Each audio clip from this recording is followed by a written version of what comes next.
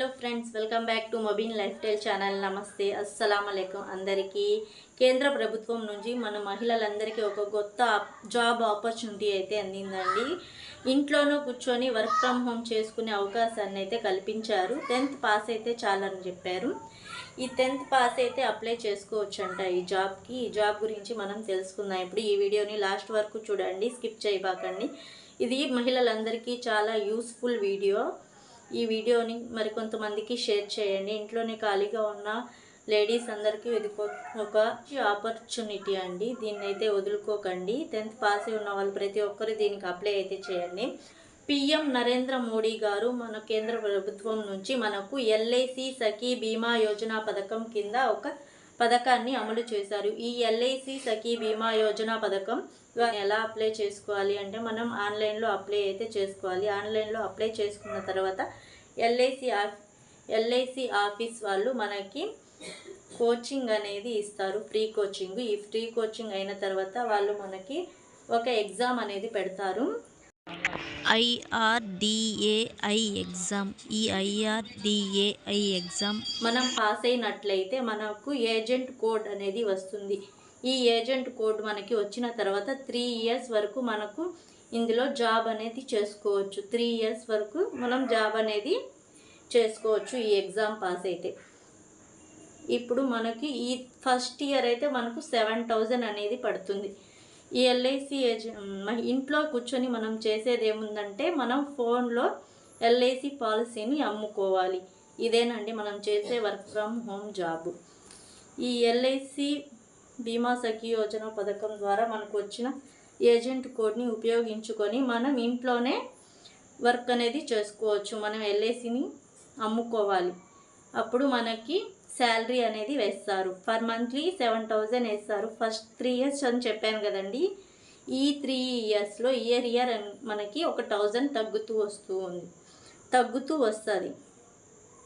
First year అయితే మనకి 7,000 salary పడుతుంది.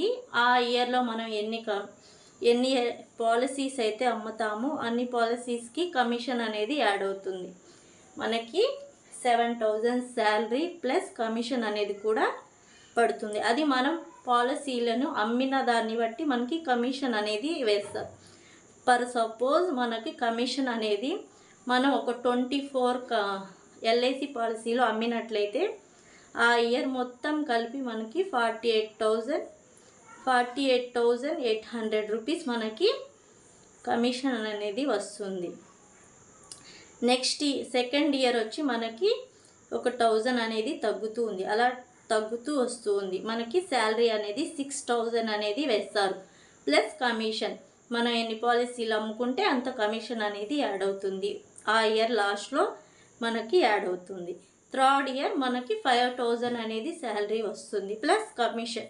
చెప్పాను కదండి, ఎన్ని పాలసీస్ అయితే అమ్ముతారో అన్ని పాలసీస్కి తగ్గట్టుగా మనకి కమిషన్ అనేది యాడ్ అవుతుంది. ఈ 3 years కంప్లీట్ అయిన తరువాత మళ్ళీ మనకు IRDAI ఎగ్జామ్ అనేది కండక్ట్ చేస్తారు. ఈ ఎగ్జామ్లో కనుక మళ్ళీ పాస్ అయినట్లయితే, ఈ ఎగ్జామ్ పాస్ అయిన తరువాత మనకి పర్మనెంట్ ఏజెంట్ ఆఫీసర్గా జాబ్ అనేది కన్ఫర్మ్ అవుతుంది. ఓకే అండి. అదే మనకు 10th పాస్ అయిన వాళ్ళే కదండి, మనకు బీటెక్, బీకామ్, BA ఇలాంటివి చదివిన వాళ్ళు కూడా ఈ 3 years చేసుకొని మళ్ళీ నెక్స్ట్ ఎగ్జామ్ అయితే పెడతారు కదండి, IRDAI ఎగ్జామ్ మళ్ళీ కండక్ట్ చేసి అందులో కనుక పాస్ అయినట్లయితే ఇలా BA, బీకామ్, బీటెక్ ఉన్న వాళ్ళకి డెవలప్మెంట్ ఏజెంట్ ఆఫీసర్గా జాబ్ అనేది కన్ఫర్మ్ అవుతుంది.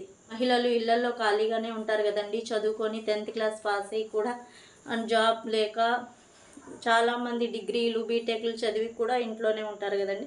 వీళ్ళకి ఒక మంచి జాబ్ ఆపర్చునిటీ అయితే అందుతుంది. ఇది అప్లై చేసుకోండి. Please, thanks for watching friends.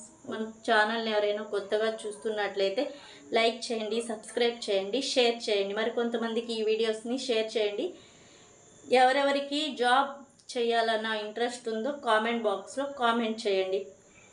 Thanks for watching friends.